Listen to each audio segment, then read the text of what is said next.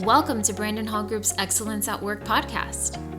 You will hear from industry leaders covering innovative, cutting-edge business, learning, and HR topics that weave current market research and technology into each episode. Our Excellence at Work podcast is hosted by Brandon Hall Group's Chief Operating Officer and Principal HCM Analyst, Rachel Cook. Thank you for tuning in to Brandon Hall Group's Excellence at Work podcast. Don't forget to subscribe.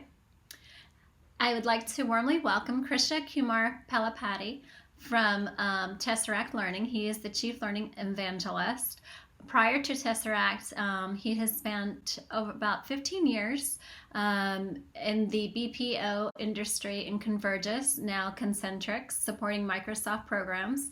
He was then in the governance, risk, and compliance space in a product company, Metric Stream, where he traveled the world, leading the training division and delivering functional, technical, and business know-how using state-of-the-art solutions for global giants across a plethora of industries and verticals. And so that's why I'm so excited to have you here today. Based on your experience, we have a lot to chat about. And before we begin, just a little bit about Tesseract Learning. They are an award-winning digital learning organization offering quite a bit of learning and training solutions to organizations across the globe. Tesseract Learning works with organizations to help them keep up with change, drive innovation, and stay ahead of competition by applying the right learning strategies to their learning programs, helping them build a workforce of thinkers, communicators, and leaders who are more agile and better equipped with skills to create a big impact. And we all know how important it is to be agile. As leaders, technologies, we have to be adaptable, quick thinkers, ready to take on anything. And so kind of that's what we're going to be talking about today. And just a few more accolades. Tesseract is a Brandon Hall Group Bronze Preferred Provider.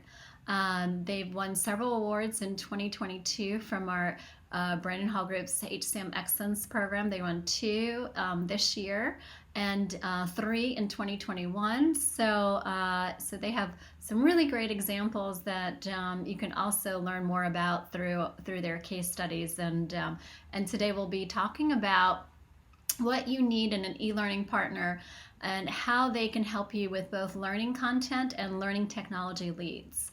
I mentioned I mentioned a bit about leaders and how important it is to be adaptable.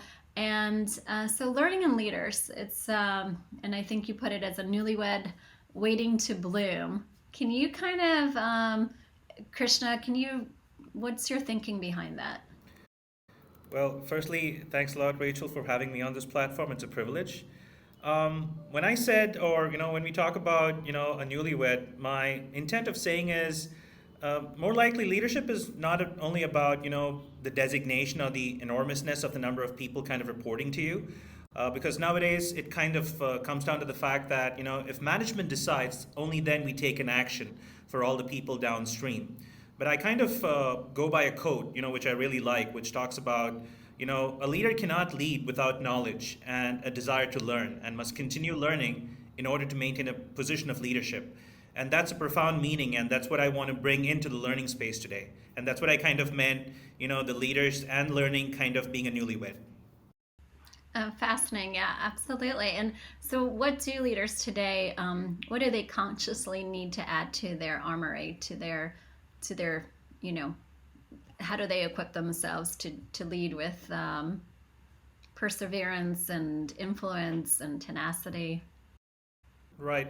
I mean, whatever you said is definitely needed, and I kind of believe that leaders have a certain position in organizations because they possess certain unique attributes and qualities. And what I would think that they could do beyond what they actually have is to kind of look outside, more like into the world, the open world, and kind of identify those kind of change, the change phenomenon, the winds of change, as we kind of call it, and kind of do some analysis around that look within, and then take their thinking to another level, so that kind of helps you look at new modes of training. You kind of unearth new different ways of looking at learning per se. That I kind of believe those also come into picture. So being reflective is really important, and being able to, um, be curious and vulnerable, and to continuous learning Absolutely. is, and we see that quite a bit in our research. And what would you say is or what's the prominent difference leaders must bring to the learning culture? Well, sometimes we kind of, even in our organization, sometimes in our conversations, we kind of ask, the general population, like, are you able to connect the dots? Are you able to kind of put those things together and see where a respective uniqueness can be brought in? So I think where leaders could add a lot more value is they say there's a lot of things outside for us to learn from. But if they could give a guidance in terms of how to connect those critical dots, and how to bring those possibilities to life, that would, equip a lot more learners to look in a different way, is what I would feel with respect to that aspect of a learning culture per se. And very true, and that ties into you know leaders being an example of a of a learner, of a continuous learner. And what Right. is a good example? How can they make that a little bit more transparent or evident in what they do? Well, off late over the last couple of years, I kind of listened to the term influencers quite a lot, where they kind of talk about being an influencer to kind of buy a product, buy a service, or look at even contemplating looking at a new service. So, what I kind of believe, today that should happen is every best leader in the world should kind of become influencers in their own way to drive the best learning. So that's what I would kind of feel, that intention should change about how to drive learning in the new world. And I think going in the influencer mode and that coming from a leader adds a big value to the organization. Hmm. Very true. Yes, and we've seen some really good examples of being an influencer, um, and how that ties into bringing your everyone on board, or moving people, guiding them along to a certain goal or certain path. And some of that, leaders don't always have to be right, and I think it's kind of that right balance, and being vulnerable, and staying, and also staying true to your course and your beliefs, and inspiring others to do the same. um, you know the word informed perspectives, what does that exactly mean? You talk a bit about that in your in the shelf life of skills, and how can you shed a little light on that? Right, sure, definitely. So, no, I do a lot of reading, off late. That's been a lot more because of, how we are moving away from the pandemic into a whole new world. So, when I kind of talked about informed perspective, I was kind of looking at how to have a new kind of a mindset, a new kind of a way to build a roadmap. And sometimes, we really don't know how long is a new skill going to be relevant for. We really are not able to gauge the shelf life. But I think what leaders ought to do, or, in my mind, is embrace a new way to look at things by still looking at what the past had to offer and what the present also needs. The perspective is really relevant and informed about both approaches and both different worlds. When they come together, you kind of have a different perspective. So that's what I was leaning towards, the informed perspective kind of terminology there. I like it, and I think what we see, or what's kind of confusing too, is that the uncertainty piece, and how leadership is changing, and everything is changing, and technology is changing. But then there are some, if I have if I reflect back on a conversation about learning about 10 years ago, a lot of it still has not changed. True. If you think about kind of the nuances and what you are trying to accomplish, you're trying to engage your team, you're trying to help them build upon what they know, and be able to do their job better, or help the company perform better. And so a lot of the very basics has not changed. How we go about it may have the challenges. It's interesting to me, even if I recall on conversations even 15 years ago, it's Right. kind of some of the same challenges. I don't want to oversympathize it, there is a lot of complexity with technology and with the abundance. But even back then, there was always tools. There were always things that they were trying to work with. So in some ways, the technology has gotten easier to use. There's just more of it. Yeah, yeah, that's There's true. way Too more much more. options Yeah. to Yes, yes. So, and then the knowledge mastery, what does that mean to you? See, everyone talks about becoming an SME, and I think gone are the days when they kind of say, you know, master of one. You know, you kind of say you want to become a master of one, and that's better than being a jack of all. I think it's the other way around right now. You need to be more universal, and the way to look at being universal is to stay curious. You brought that up a couple of minutes ago about kind of wanting to discover and explore. I think discovery and exploration are two important stepping stones that everyone should now look at going ahead with, because the more they kind of find it out for themselves rather than kind of give it on a platter, which is also fine, that learning becomes more profound and predominant. And leaders should now look at every learning to be a form of a learning journey, because a lot of change is coming in. As you rightly pointed out, we have a lot of things that was there earlier as well, which is going to remain and which is going to increase. So more, if it's thought of a lifelong learning journey, no one's going to be pressurized that they need to know it right now and right then. So knowledge mastery is more about that discovery and exploration and taking it along all your life, depending on where you work and where you kind of implement your things. Mhm. Very true, very true. And what are some of the qualities that leadership should portray to drive learning? I know if you think of it even from your end, you could kind of, probably build a whole laundry list. But some of the things that I kind of look at, being in the space of wellness and being someone, I kind of look at self-awareness as being one of those key qualities where you kind of need to be aware of the changes that are coming in, self-realization, more like accepting that change and trying to bring that in into a new way of learning culture. That's one thing I really kind of look more towards.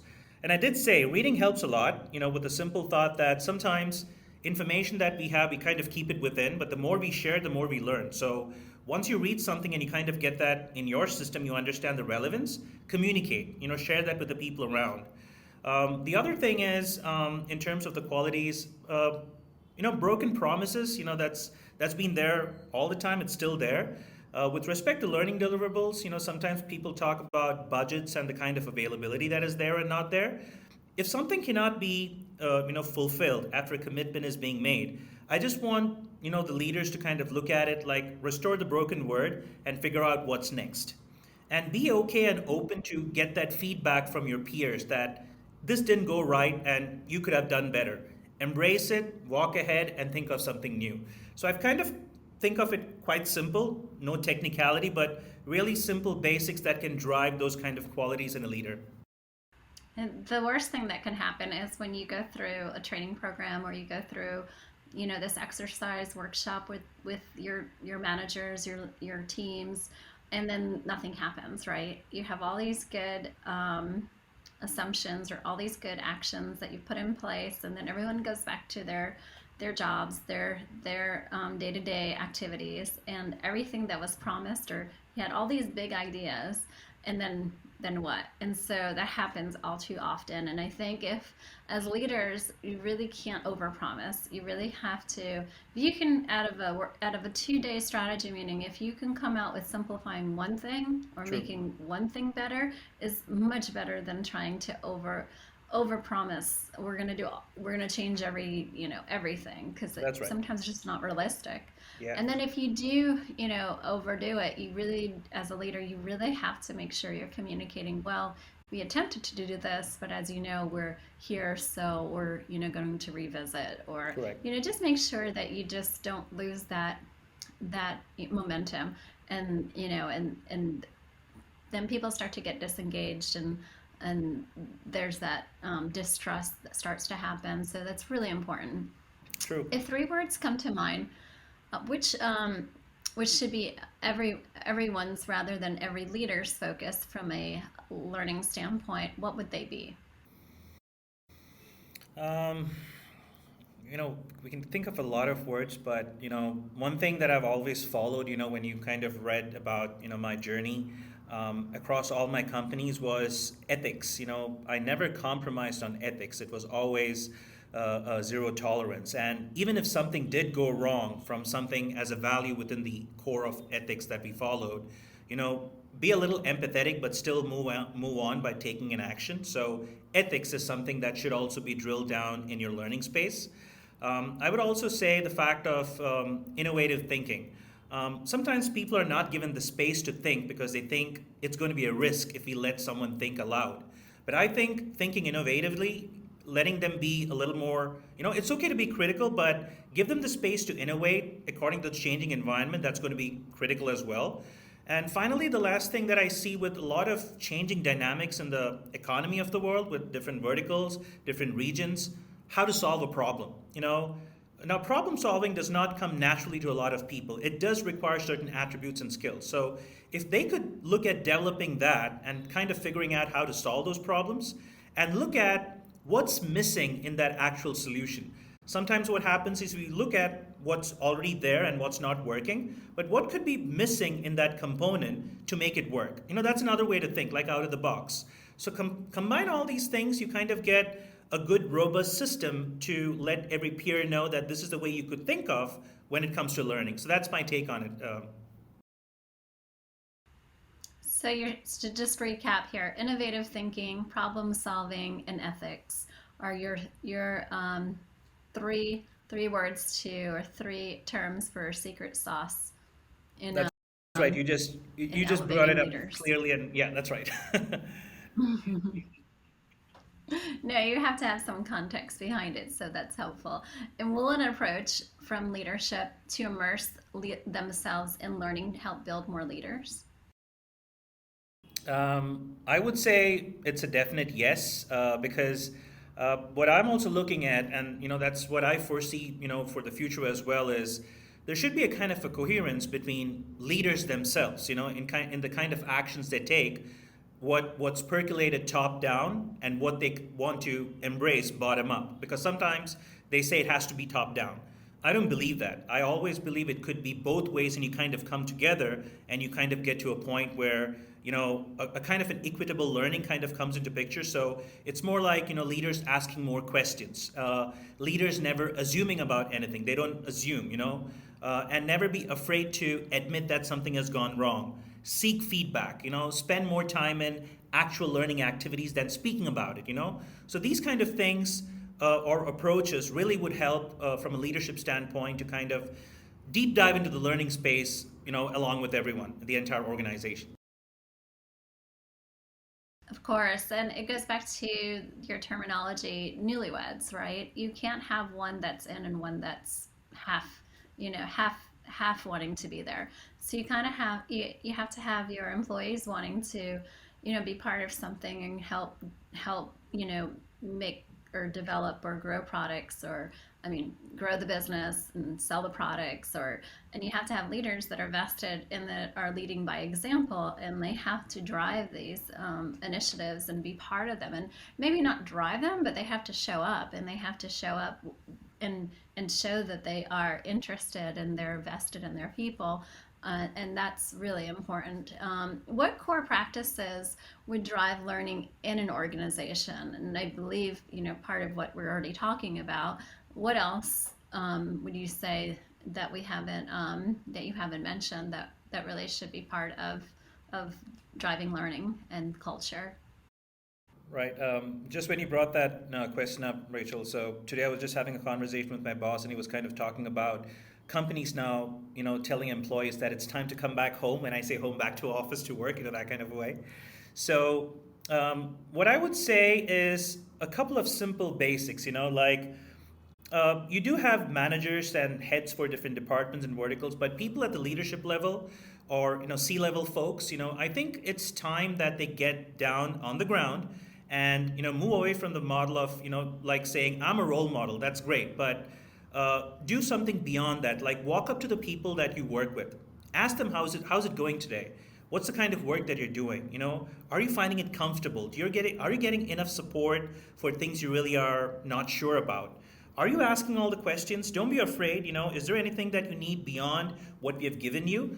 So all I'm just trying to say is it's not only the L&D heads or the HR heads or your quality heads or your strategic heads. The leaders could come right down to the actual bay where people work, go to the cubicles, start spending more time with them, and kind of understand a lot more. They really don't need these mails to float back and forth. It's just about that communication. So that's what I would talk about: being credible, being participative in different activities, and driving learning by just knowing it. It's not being autocratic. You kind of know what you need to do, so you kind of take contributions from everyone.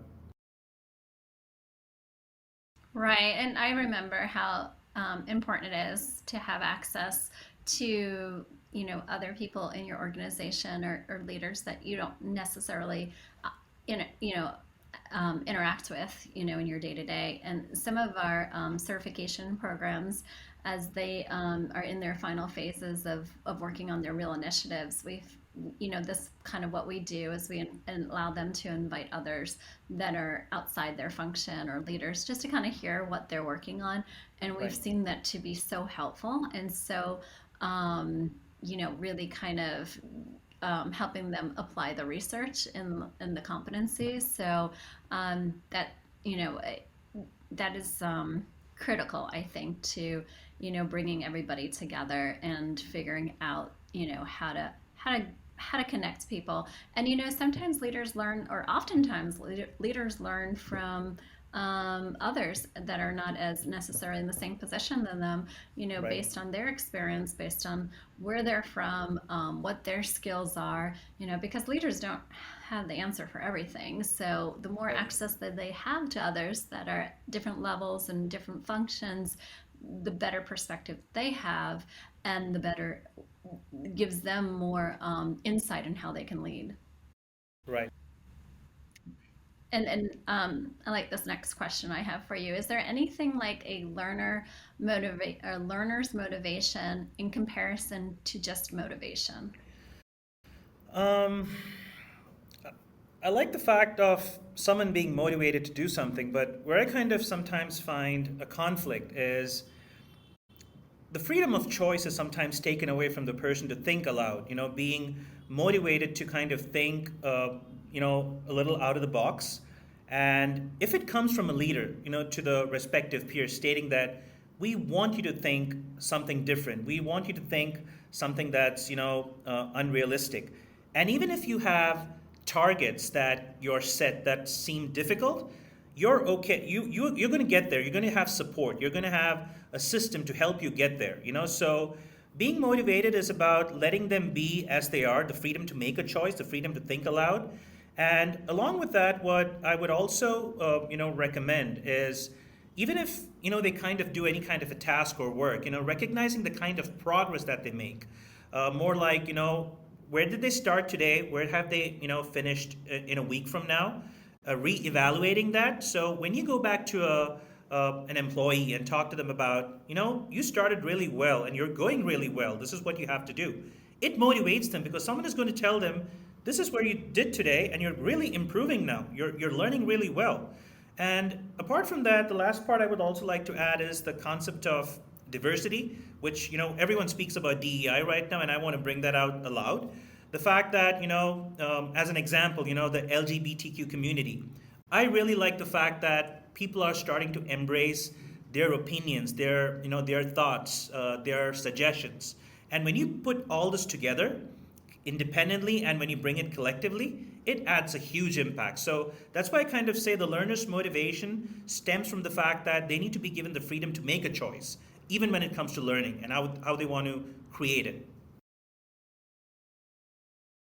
Absolutely. And before we wrap up today, my last question or um, point that I would like to hear from you on is what are your lasting thoughts about leadership and learning? How would you like to kind of how would you sum it up? What's the big picture of leaders and learning? All I would like to say is if we could focus, as being leaders, if we could focus on bringing about a kind of a transformational change. We all talk about change and change management, and we are moving from one system to the other, one process to the other, so on and so forth. But I think transformation in the way we think, in the way we are being in that new process, is what's going to drive leadership and learning. So transformational change is really important. And leaders should also now talk about, their organization. Organization has a workforce, has employees, etc. But I would think the workforce itself is your organization. That's the way to look at it. It's actually the other way around. And we kind of all talk about latest technologies. You brought that up a little while ago when we talked about what's been there for many years. That it's still continuing. So learning new things, evaluating new things, developing, these must be the key things that everyone should focus on from a leadership standpoint. And I would want to think of every organization, all speak about metaverse today. Some are getting there, some are curious about it. So I would kind of want to end it by saying, who would like to be the metaverse of learning? Metaverse is absolutely vivid, it's alive. It gives you an experience. Who would want to give a learning experience like that? So if a leader focuses on that kind of an output that they want to give to the employees, to their customers, I think that's going to be the icing on the cake. That's what I believe. We'll have to have another episode talking about the metaverse. Yeah, definitely. Thank you. Yeah, so it's so fascinating, and it's really interesting what you are doing with your clients on in the metaverse. So we'll have to have a sequel to this conversation. Thank Sounds you good. so much, Krishna. Thank you for your perspectives and your insights, and it was a great chat today. And thank you, everyone, Likewise, Rachel, for thank you joining for all the us. good questions. I could kind of add value. Thank you very much. Take care. Thank you.